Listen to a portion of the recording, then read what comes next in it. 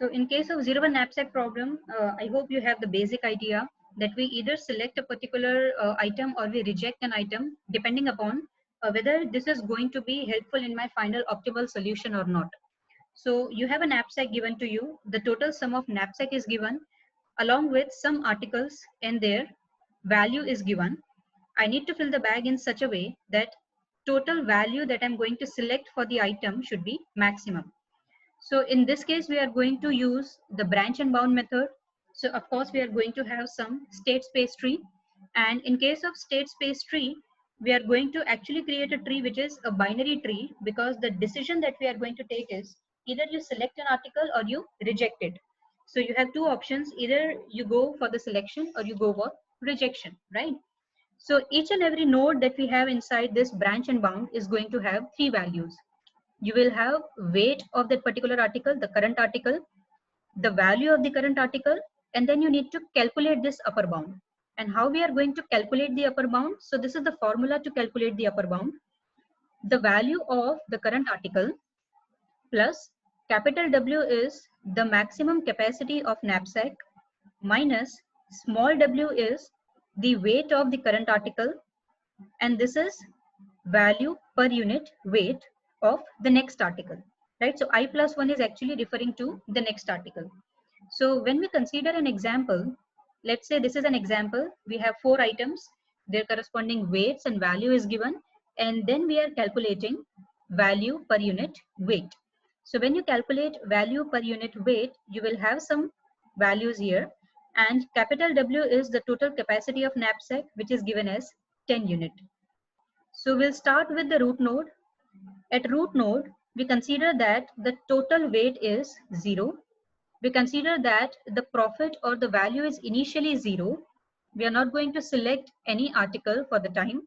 And how we are going to calculate the upper bound? So upper bound will be calculated with the value for the current article. So we are not going to have any article. So the value is 0 plus capital W minus the current weight. So 10 minus 0 will give you 10, multiply by value per unit weight for the next article. So value per unit weight for the next article means for the first article, because here we have not selected any article. So let's call it as item 0, which is not present.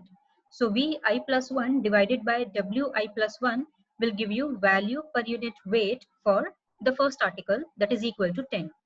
So 10 into 10 will now give you 100. Now this is your root node. So you start with the first item. For the first item, you have two choices, whether you select the item or you reject the item. So when you select the item, you will update the total weight. So total weight will be equal to 4. You can see that for the item number 1, the total weight is 4. The total value is 40. So we have written V as 40. And then we calculate the upper bound. So to calculate the upper bound, we will simply write down the value of V, that is 40, plus the remaining weight.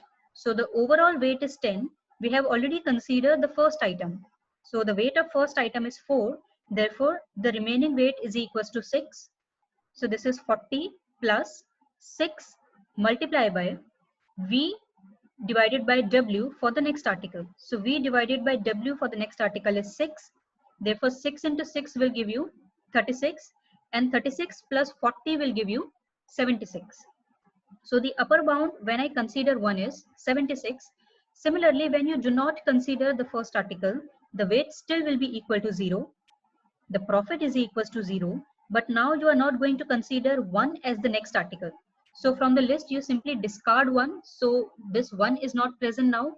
So if it is not present, you again apply the formula. This will be 0 plus 10 minus 0 will give you 10, multiply by value divided by weight for the second article. So value divided by weight for the second article is 6. Therefore, 6 into 10 will give you 60. Similarly, you go with the second article. So when you select the second article, add the total weight. So the weight for the first article is 1 and weight for the second article is 7. So 7 plus 4 will give you 11. And you are going to stop at this point because this is exceeding the total capacity of knapsack. So you consider the second branch in which you do not have this particular value 2, right? So when you do not consider 2, this 4 will remain as it is because you are not adding anything for the timing. So weight will remain as it is, value will remain as it is.